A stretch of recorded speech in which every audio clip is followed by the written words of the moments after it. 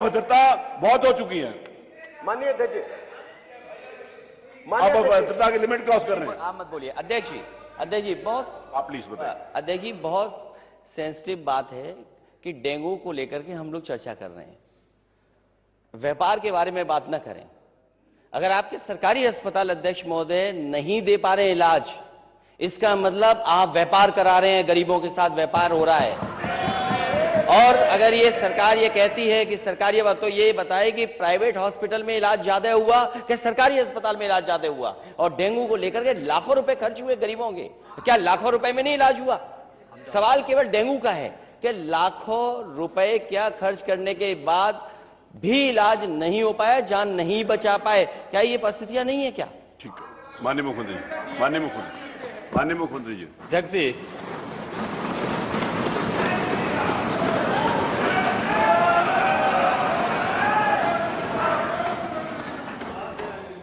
जैसा प्रश्न होगा वैसे उत्तर भी आ रहा है।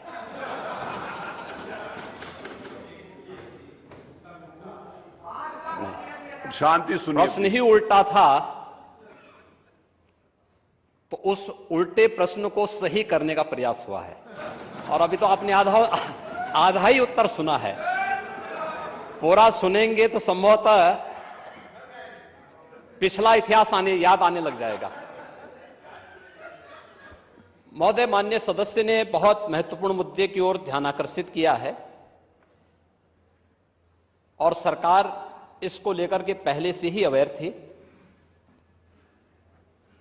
अंतर विभागीय समन्वय से संचारी रोग नियंत्रण के लिए आपने केवल डेंगू की बात की है। जब वेक्टर बॉर्न डिजीज की हम बात करते हैं तो केवल डेंगू उसमें नहीं आता है। वर्मा जी, आप तो चिकित्सा शिक्षा के मंत्री रहे हैं ना, तो केवल डेंगू नहीं आता उसमें, मलेरिया भी है, चिकुनगुनिया भी है, कालाजार भी है। इन सभी से संबंधित वेक्टर बॉर्न डिजीज हो या फिर वाटर बॉर्न, जल जनित हो या फिर विषाणु जनित कोई भी बीमारी हो, इनके उपचार के लिए सरकार के स्तर पर एक समन्वित प्रयास किया गया है। और उस समन्वित प्रयास को ही हम लोगों ने संचारी रोग नियंत्रण का एक विशेष अभियान, वर्ष में 3 बार चलता है ये कार्यक्रम, जिसमें पहले 15 दिन संचारी रोग के लिए अवेयरनेस के साथ साथ अंतर विभागीय समन्वय से स्वास्थ्य विभाग नोडल विभाग होने के नाते सभी अन्य विभागों के साथ समन्वय के माध्यम से इन कार्यक्रमों को नियंत्रित करता है। इसके बाद डोर टू डोर जाकर के दस्तक अभियान के माध्यम से कहीं भी कोई व्यक्ति जो बुखार से पीड़ित है, उस व्यक्ति को नजदीक के स्वास्थ्य केंद्र में उपचार की सुविधा दिलाने की व्यवस्था करना। उत्तर प्रदेश 25 करोड़ की आबादी का राज्य है और स्वाभाविक रूप से अलग अलग क्लाइमेटिक जोन होने के नाते अलग अलग क्षेत्र में अलग अलग प्रकार की बीमारियां देखने को मिलती हैं। जैसे आप ईस्टर्न यूपी से चल करके नेपाल की तराई से लेकर के सहारनपुर तक देखेंगे तो इंसेफ्लाइटिस से पूरा क्षेत्र प्रभावित था। अगर आप बरेली और बदायूं और उसके आसपास के क्षेत्र को देखेंगे तो ये क्षेत्र मलेरिया से ज्यादा संक्रमित रहता था। वाराणसी से लेकर के प्रयागराज, लखनऊ, कानपुर होते हुए अगर आप फिरोजाबाद, आगरा तक पहुंचेंगे तो ये पूरा क्षेत्र डेंगू से प्रभावित है। अगर बुंदेलखंड क्षेत्र में अगर आप देखेंगे तो ये क्षेत्र चिकुनगुनिया से प्रभावित है।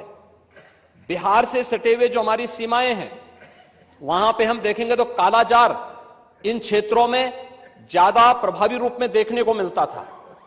और सरकार के द्वारा जो समन्वित प्रयास किया गया है, आपने केवल डेंगू की चर्चा की, बीमारी डेंगू पूरी तरह नियंत्रण में है और सरकार के द्वारा समय पे उठाए गए कदमों का परिणाम था। एक प्रकार का ये फ्लू हो गया है, फ्लू है, आता है, इसका एक अपना एक साइकिल इसका होता है। लेकिन मुझे आश्चर्य होता है कि जो सदस्य यहां पे प्रश्न उठा रहे थे, अब एक बहुत सीनियर सदस्य हैं, वो तो जब चिल्ला रहे थे तो मुझे उनके स्वास्थ्य की भी चिंता हो रही थी, रविदास मल्होत्रा जी की। उसको आपने जो बात कही है वह ब्लड ट्रिप नहीं था, उसको प्लेटलेट्स कहते हैं, ठीक है ना, प्लेटलेट्स कहते हैं। और वह पर्याप्त मात्रा में हर जनपद में आज के दिन पे उपलब्ध है। ब्लड सेपरेटर यूनिट, पहले होता क्या था कि हम होल ब्लड चढ़ाते थे। हर एक पेशेंट पे होल ब्लड की आवश्यकता नहीं, खासतौर पर वायरल जनित जो ये बीमारियां होती हैं जिसमें डेंगू है या बहुत सारे ऐसे वायरस आते हैं जो प्लेटलेट्स काउंट को कम करती हैं। उन स्थितियों में प्लेटलेट्स की अतिरिक्त आपूर्ति के लिए उस व्यक्ति को उसको बाहर से चढ़ानी पड़ती है। इसके लिए हर जनपद में ब्लड सेपरेटर यूनिट दी जा चुकी है, वे काम करनी शुरू की हैं। वहां पे हर जगह सरकार के स्तर पर बेहतर प्रयास हुआ है। और जहां तक नेता प्रतिपक्ष के द्वारा यह कहा जाना कि साहब प्राइवेट हॉस्पिटल में, याद रखना डबल इंजन की सरकार है, ये केवल बोलती नहीं करके दिखाती भी है। प्रदेश के अंदर 10 करोड़ लोगों को आयुष्मान भारत और मुख्यमंत्री जन आरोग्य योजना के अंतर्गत 5 लाख रुपए सालाना स्वास्थ्य बीमा का कवर भी ये सरकार उपलब्ध करा रही है। वह किसी भी पैनल्ड हॉस्पिटल में, वह सरकारी हो, सरकारी में सारी सुविधाएं फ्री में हैं, लेकिन किसी भी प्राइवेट हॉस्पिटल में जाता है तो वहां वे सुविधाएं मिल रही हैं।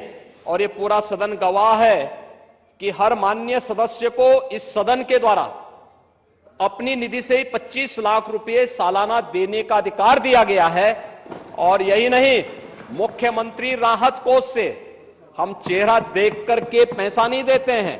कोई भी व्यक्ति जो भी आवेदन करता है, कोई भी पीड़ित हो, उसकी जाति, उसका मत, उसका मजहब नहीं देखा जाता है, बल्कि वह पीड़ित राज्य का नागरिक है। उसको प्रदेश में, देश में या दुनिया में जहां कहीं अच्छी स्वास्थ्य की सुविधा मिलती है, और सुविधा के लिए मुख्यमंत्री राहत कोष से भी हम पैसा देने में कोई कोताही, तमाम मान्य सदस्य विपक्ष में बैठे हुए हैं, वो हर व्यक्ति इस बात को कह सकता है। उनके प्रस्ताव आते हैं बिना किसी भेदभाव के, हमने उसके लिए भी धनराशि उपलब्ध कराई है।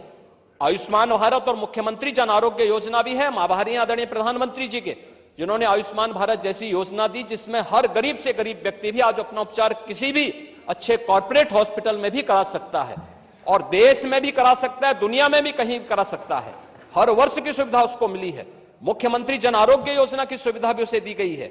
इसके अलावा माननीय विधायकों को भी 25 लाख रुपए तक खर्च करने का अधिकार दिया गया है। और इसके साथ ही मुख्यमंत्री राहत कोष भी उसके लिए उपलब्ध है।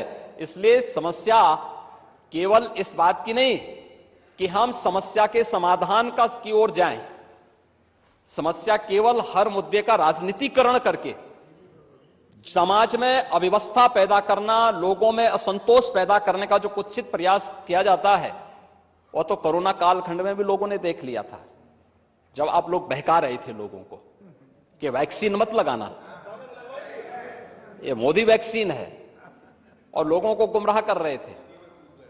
परिणाम क्या है?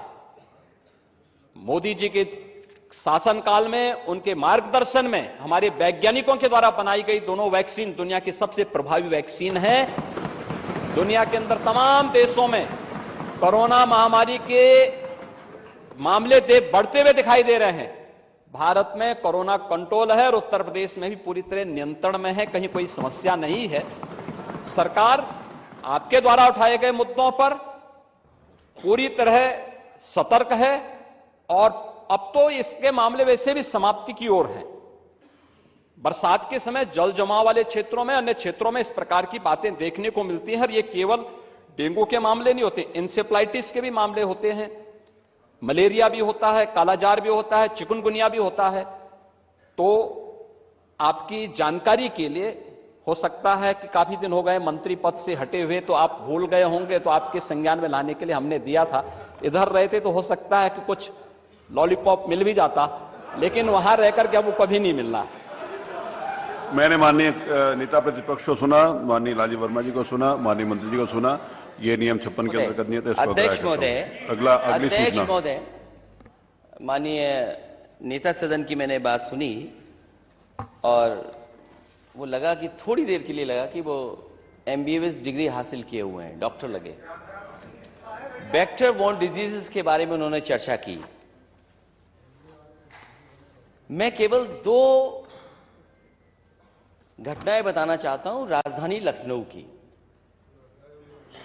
लखनऊ की और इनकी सरकार की नाकामी, इनके हॉस्पिटल्स की व्यवस्था, आप बता डॉक्टर्स चुके का हैं, उसका जवाब आ गया। इंतजाम। एक पूर्व सांसद, वो बता चुके वो भी हैं। भारतीय जनता आप पार्टी उसको के, बोल चुके हैं। भारतीय जनता पार्टी पूरी तो आप उसको भारतीय बोला जनता पहले। पार्टी के, वो हमारे दल के नहीं। नहीं, आप पूर्व उसको बोल चुके हैं। सांसद भारतीय जनता पार्टी के, वो अपने बेटे को लेकर के आते हैं। उनके बेटे को ये जानकारी मिलती है कि इसका इलाज अगर जल्दी नहीं हुआ तो वो जान unfortunate नहीं था, उसकी बचेगी। जानकारी वो है एक सरकार को, आप अस्पताल उसको से बोल भी चुके हैं। दूसरे अस्पताल भागे और इलाज के लिए वो एडमिट नहीं करा पाए और उनके बच्चे की जान चली गई। इसका जवाब क्या है डबल इंजन की सरकार के पास? वो और आप दूसरा, बोल चुके हैं। पीजीआई से लोहिया संस्थान केजीएमयू 9 घंटे एम्बुलेंस में बच्चा बना रहा, 9 घंटे, और उसकी जान नहीं बची। उसके ये खिलाफ डबल कार्रवाई इंजन की कर रहे हैं। सरकार। उसके- ये उसका सरकारी संज्ञान लें। संस्थाओं को इसलिए नहीं मजबूत कर रहे हैं क्योंकि ये प्राइवेट संस्थाओं को बढ़ावा देना चाहते मैं उसको हैं। अग्राह्य आज पूरे करता हूं। उत्तर प्रदेश में सरकारी संस्थाओं में गरीब का इलाज नहीं है। अगर ये सरकार बताए, इतने दावे कर रही है सरकार, ये सरकार बताए कि एक जिला अस्पताल बनाया हो जहां पर गरीब का इलाज हो रहा हो, एक जिला अस्पताल, ठीक, चलिए। एक जिला अस्पताल अगली जहां सूचना गरीब लेंगे। को पर्याप्त इलाज मिल जा रहा हो, वो बनाया हो इस सरकार ने, तो हमें बताएं अभी। जिला अस्पताल एक ही होता है। अगली सूचना माननीय मनोज कुमार पांडे, श्री पंकज बलिक, ओम प्रकाश सिंह जी। प्रदेश में क्रय केंद्रों की अनियमितता के संबंध में कौन बोलेगा? पंकज मलिक बोलेंगे? जी माननीय अध्यक्ष जी। है नहीं। और ओम प्रकाश सिंह बोलेंगे? हमारे दोनों बात में से बोलेंगे जी। आपके बाद क्यों बोलेंगे? आपके पहले क्यों नहीं बोले? जी माननीय उनको बुलवाइए। अध्यक्ष जी, ये प्रदेश के